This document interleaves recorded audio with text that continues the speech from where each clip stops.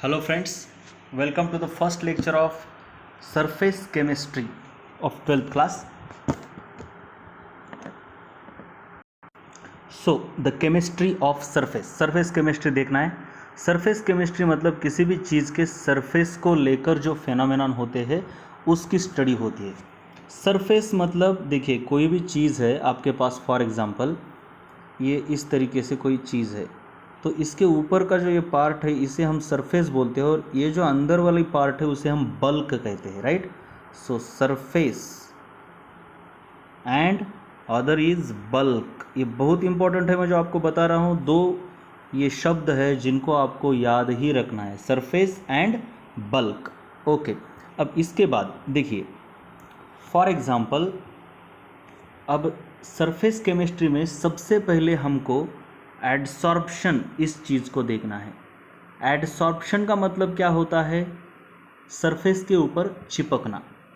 अब मैं उदाहरण दे दूं, तो अगर आप पानी में किसी गद्दी को या फिर स्पॉन्ज को डालोगे तो पानी उस बॉडी के बल्क में चला जाता है, इसे अंदर, तो ये एडसॉर्प्शन नहीं है, ये है एब्सॉर्प्शन।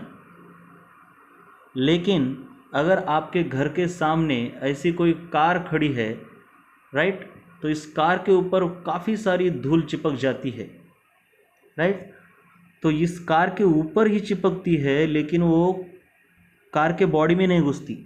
या फिर अगर आपके पास मान लीजिए आपके क्लास में एक वाइट बोर्ड है, तो उस वाइट बोर्ड के ऊपर धूल चिपकती है लेकिन उस बॉडी के अंदर नहीं घुसती, तो इस चीज़ को हम बोलते हैं एडसॉर्प्शन।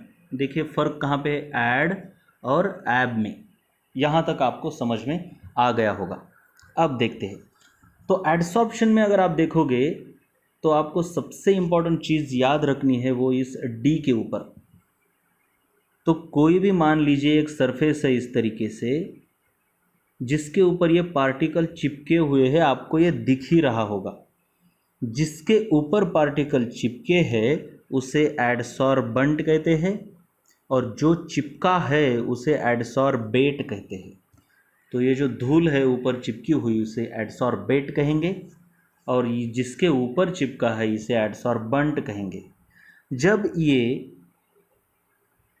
एडसॉर्बेंट के ऊपर एडसॉर्बेट चिपकता है तो ये ऐसे खाली पीली नहीं चिपकता, तो क्या होता है बेसिकली, ये देखिए ये एडसॉर्ब क्या है, ये बंट है। जब ये एडसॉर्बेट धीरे धीरे इसके पास आता है तो होता ये है, ये इसके पास आकर इसके साथ बॉन्ड बना लेता है। This is a kind of bond. So इसका मतलब है कि एडसॉर्बेंट और एडसॉर्बेट के बीच एक बॉन्ड होता है। यहाँ तक बात आपको समझ में आ रही है, राइट। तो जब ये बॉन्ड फॉर्म होता है तो हमको पता है जब बॉन्ड फॉर्म होता है तो एनर्जी रिलीज होती है, एनर्जी रिलीज होती है। तो एडसॉर्प्शन होते वक्त एनर्जी रिलीज होती है, ये बहुत इंपॉर्टेंट बात आपको याद रखनी है जो कि यहाँ पे मैंने लिखी है। देखिए enthalpy of adsorption is in, मतलब जो एनर्जी रिलीज होती है एडसॉर्प्शन होते वक्त उसे हम कहते हैं इंथैल्पी ऑफ एडसॉर्प्शन। एनर्जी का दूसरा नाम इंथैल्पी भी है, ये आपको थर्मोडायनेमिक्स में बहुत डिटेल में हो जाएगा। So enthalpy of adsorption is the energy released during adsorption. ये बात आपको समझ में आ गई है। अब इसके बाद हम देखते हैं, ठीक है, एडसॉर्प्शन क्या होता है ये तो मैंने आपको बता दिया। एडसॉर्प्शन का मतलब है it is the sticking on the surface, यहाँ पे लिखा हुआ है। ओके चलिए अगली स्लाइड। ओके, तो एडसॉर्प्शन देखा, adsorption is on the surface. Absorption through the body, जैसे कि वाटर इन द स्पॉन्ज। उसके बाद है तीसरा वर्ड सॉर्प्शन। देखिए इस लड़की ने थोड़ी गलती कर दी लिखते वक्त, ये मेरे स्टूडेंट की नोटबुक है तो स्पेलिंग में गलती होगी, ये यहाँ पे यस ए नहीं यस ओ है। जहाँ पे गलती होगी मैं बताऊँगा, उसको करेक्ट करके लिखना है। एब्सॉर्प्शन में भी यहाँ पे ओ होगा, और ये है सॉर्प्शन, ये भी yes O R P T I O N है। तो सॉर्प्शन का मतलब होता है जिसमें एडसॉर्प्शन प्लस एब्सॉर्प्शन ये दोनों चीज़ें होती है, इसे हम सॉर्प्शन कहते हैं। एडसॉर्प्शन का मैकेनिज्म मतलब वो स्पॉन्टेनियस क्यों है, अब इसके बारे में आपको अभी पता नहीं चलेगा, थर्मोडायनामिक्स में आपको एक टर्म है डेल्टा जी करके, यानी कि गिब्स फ्री एनर्जी। ये डेल्टा, देखिए दो प्रकार की प्रोसेसेस होती है, स्पॉन्टेनियस और नॉन स्पॉन्टेनियस। स्पॉन्टेनियस प्रोसेसेस वो होती है जो अपने आप होती है, उसके लिए एनर्जी लगाने की ज़रूरत नहीं है। जैसे कि कोई बॉल ऊपर से नीचे, किसी बॉल का ऊपर से नीचे गिरना, राइट, इस तरीके से ये स्पॉन्टेनियसली होता है। या फिर ऐसे एक पर्वत है, इसके ऊपर से इस बॉल को फेंकोगे तो ये अपने आप नीचे आएगा। लेकिन अगर कोई बॉल यहाँ पर है तो ये अपने आप तो ऊपर नहीं जाएगा। सो बॉल का नीचे आना स्पॉन्टेनियस है, लेकिन बॉल का ऊपर जाना नॉन स्पॉन्टेनियस है। नॉन स्पॉन्टेनियस, ये बहुत दो वर्ड्स इंपॉर्टेंट है, spontaneous and non spontaneous, right. तो ये एडसॉर्प्शन की प्रोसेस अपने आप कैसे होती है, क्यों होती है, मतलब कोई भी प्रोसेस नेचर में अगर होती है तो वो स्पॉन्टेनियस होती है। तो ये एडसॉर्प्शन क्यों स्पॉन्टेनियस है, तो कोई भी प्रोसेस स्पॉन्टेनियस तब होती है जब इसका डेल्टा जी निगेटिव होता है। तो आपको यहाँ पर याद रखने हैं, मैंने डेल्टा का मतलब होता है चेंज। देखिए ये है वाइट बोर्ड, ये है डस्ट के पार्टिकल। जब ये डस्ट के पार्टिकल इसके ऊपर जाके चिपकेंगे तो इस तरीके से दिखेंगे। तो हम इस तरीके से कह सकते हैं कि ये है रिएक्टेंट्स और ये है उनका प्रोडक्ट। किसी भी प्रोसेस को आप रिएक्टेंट और प्रोडक्ट ऐसा समझिए, राइट। तो जब ये डस्ट के पार्टिकल इसके ऊपर चिपकते हैं तो एनर्जी तो बाहर रिलीज होती है। जब एनर्जी रिलीज होती है मतलब एनर्जी बढ़ी या कम हो गई सिस्टम की, ऑफकोर्स कम हो गई, ये मैंने आपको 11th क्लास में भी बताया। अगर एनर्जी कम हो गई मतलब यहाँ पे अगर इन दोनों की मिला के 20 जूल थी तो अब कुछ तो 15 जूल हो गई। तो इनका डेल्टा मतलब क्या होता है, फाइनल माइनस इनिशियल। तो डेल्टा 15 माइनस 20 माइनस 5 आएगा। मतलब मुझे यहाँ पे इतना ही बताना है आपको कि जो प्रोसेस जिसमें एनर्जी बाहर गिरती है या फिर रिलीज होती है उसमें डेल्टा जो है वो निगेटिव रहता है। मतलब इंथैल्पी, डेल्टा एच यानी चेंज इन एनर्जी, इंथैल्पी मतलब एनर्जी रहती है। So delta H is less than zero, therefore adsorption में delta H less than zero है। मतलब किसी भी प्रोसेस में जब कोई चीज़ घटती है तो उसका डेल्टा निगेटिव है, बढ़ती है तो डेल्टा पॉजिटिव है, राइट। आपका अगर वेट बढ़ गया तो डेल्टा वेट पॉजिटिव है, वेट कम हो गया तो डेल्टा वेट निगेटिव है। वैसे ही एंट्रोपी नाम की एक चीज़ होती है, अभी आपको टेंशन नहीं लेना है ये क्या है कहाँ से आया, थर्मोडायनामिक्स में डिटेल में, यहाँ पे बस काम का याद रखो। एंट्रोपी नाम की चीज़ होती है, एंट्रोपी मतलब रैंडमनेस। एंट्रोपी का मतलब होता है रैंडमनेस, रैंडमनेस। थर्मोडायनामिक्स में उसको बोलते हैं एंट्रोपी। एंथैल्पी अलग है और एंट्रोपी अलग है, आपको सब कुछ समझ रहा होगा। तो ये जो रैंडमनेस है, ये एंट्रोपी, इसको हम यस इस वर्ड का यूज़ करते हैं। जैसे एनर्जी एंथैल्पी के लिए यच किया, एंट्रोपी के लिए यस यूज़ करते हैं।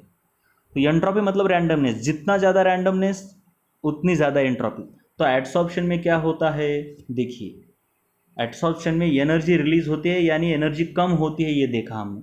अब एंट्रोपी क्या होती है, एडसॉर्प्शन होने से पहले ये डस्ट के पार्टिकल इधर उधर घूम रहे हैं, रैंडमली घूमते हैं, मतलब एंट्रोपी ज़्यादा है।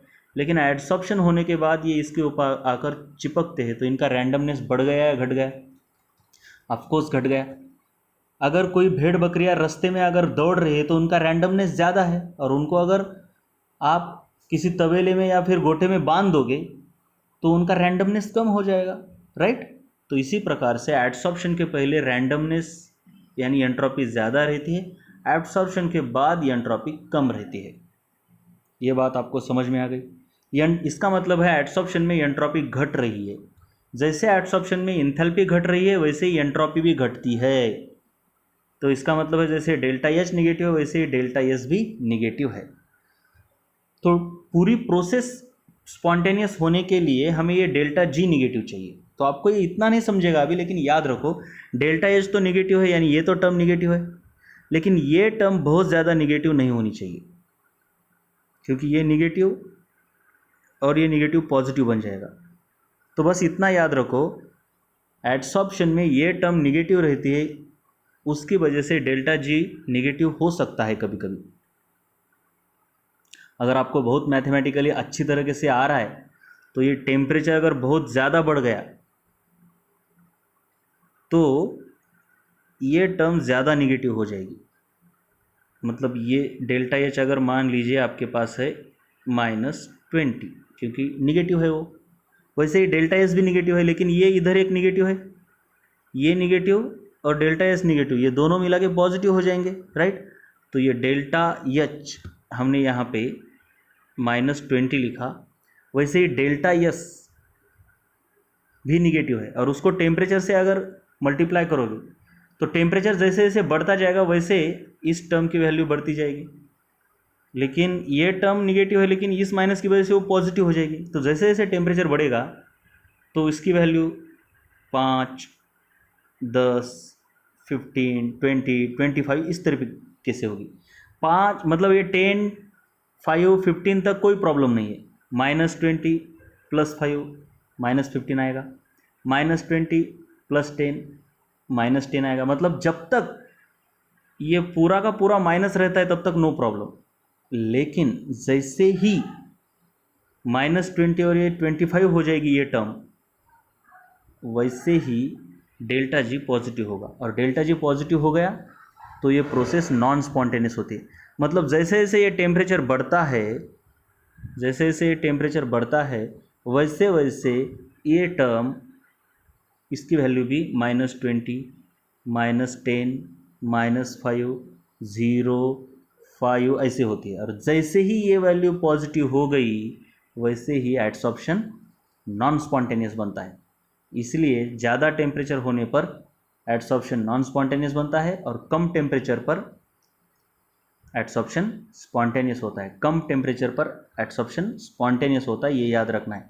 कम टेम्परेचर पर एडसॉर्प्शन स्पॉन्टेनियस होता है, मतलब फेवरेबल होता है, और ज़्यादा टेम्परेचर पर एडसॉर्प्शन फेवरेबल नहीं होता। चलो पहले ये लिख लो पॉज करके,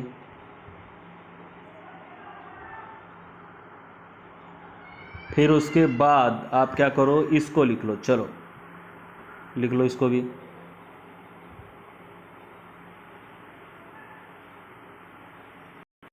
चलिए अब टाइप्स ऑफ एडसॉर्प्शन देखिए। बेसिकली दो टाइप्स के एडसॉर्प्शन है। एक है फिजिसॉर्प्शन, ये हर जगह पर इसने ये लिखा है, लेकिन ये वो होना चाहिए, यहाँ पे भी वो होना चाहिए।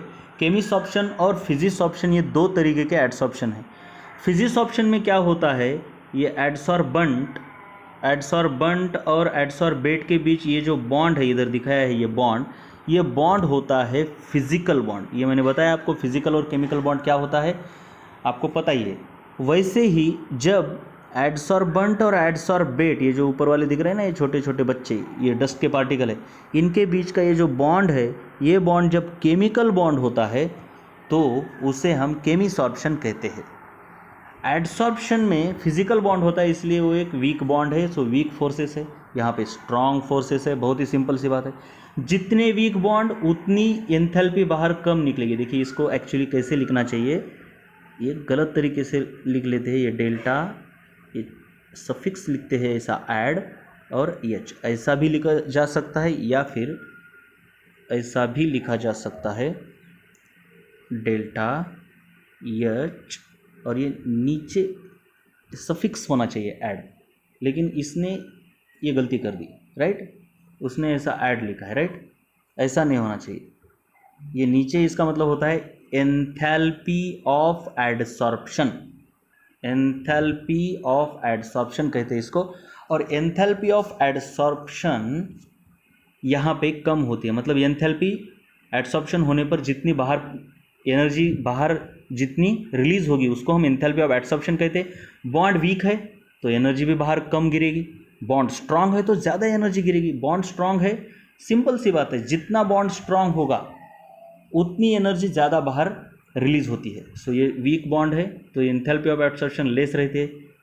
कितनी रहते हैं, नियरली 20 to 40 किलोजूल पर मोल। तो वैसे ही ये केमिसॉर्प्शन में बॉन्ड बहुत ही स्ट्रांग है, तो यहाँ पे delta H enthalpy of adsorption ज़्यादा रहती है, 80 to 240 किलोजूल पर मोल इतनी रहती है, राइट। उसके बाद ये है non specific in nature. Physical non specific है, मतलब कोई भी किसी के भी ऊपर चिपक सकता है, ऐसा कोई फिक्स नहीं है पैटर्न। लेकिन केमिसॉर्प्शन स्पेसिफिक इन नेचर होता है, मतलब किसी खास एडसॉर्प्शन के ऊपर कोई खास मतलब कोई खास पार्टिकल ही आके चिपक सकता है, कोई भी किसी के भी ऊपर चिपक नहीं सकता। जैसे कि यहाँ पर डस्ट कार के ऊपर भी चिपकती है, एडसॉर्ब होती है, स्क्रीन के ऊपर भी होती है, वाइट बोर्ड के ऊपर भी होते हैं। सो कोई स्पेसिफिक नेचर नहीं है, कोई भी मतलब किसी के ऊपर भी एडसॉर्ब होती है। लेकिन केमिस्ट ऑप्शन में ये फिक्स बी के ऊपर ही एडसॉर्ब होता है, तो इसके ऊपर सी आके नहीं चिपक सकता। क्यों? क्योंकि सी इसके साथ केमिकल बॉन्ड नहीं बना सकता। सो इसे बोलते हैं स्पेसिफिसिटी, मतलब किसी खास का किसी खास के साथ ही जमना। सो ये chemist option specific in nature है, फिजिक्स ऑप्शन नॉन स्पेसिफिक है। ये है मल्टी लेयर्ड, ये है यूनी लेयर्ड। मतलब क्या होता है? फिजिक्स ऑप्शन में अगर एक ऐसी डस्ट की लेयर बन जाती है तो इसके ऊपर भी दूसरी डस्ट की लेयर बन सकती है, तीसरी भी बन सकती है। सो ये मल्टी लेयर्ड है। जबकि केमिस्ट ऑप्शन में एक ही लेयर बनती है एडसॉर्बेट की, उसके ऊपर दूसरी लेयर नहीं बनती, इसीलिए ये यूनी लेयर्ड है और ये मल्टी लेयर। केमिस्ट ऑप्शन आपका इरिवर्सिबल है, फिजिक्स ऑप्शन रिवर्सिबल है। ये इरिवर्सिबल है मतलब एक बार अगर डस्ट पार्टिकल इसके ऊपर चिपक गए तो इनको मतलब डस्ट पार्टिकल नहीं, एडसॉर्बेंट के ऊपर एडसॉर्बेट चिपक गया तो इसको निकालना मुश्किल है। ये रिवर्सिबल है मतलब इसके ऊपर अगर डस्ट चिपकती है तो इसको निकालना भी उतना ही आसान है। इसीलिए तो हम कार को क्या कर सकते हैं, साफ कर सकते हैं, क्योंकि वो फिजिक्स ऑप्शन है। Right, okay. चलो इसको भी लिख लो, टाइप्स ऑफ एडसॉर्प्शन।